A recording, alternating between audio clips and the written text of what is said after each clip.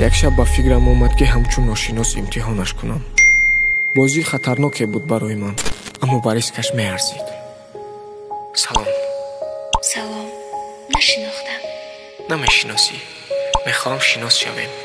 خود به خود التجا میکردم که دیگر پیام نفرستد. آخر ما قول داده بودیم که هیچ کسی بین ما نمیدراید.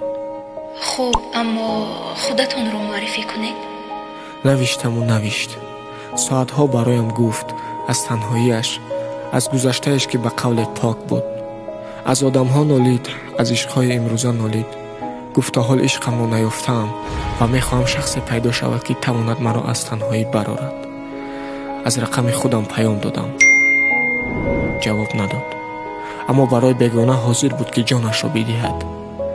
عجیب این بود که خبر از سرکار بودنش نبود. عجیب این بود که دیگر مادرش بیدار بودنش را نمیفهمید. عجیب بود، همه چیز عجیب بود.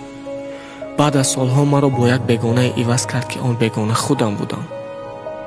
گاهی وقتا در زندگی باید بیگانه شویم، چون آدمان بیگانگان و بیگانه پرستی را دوست می‌دارند.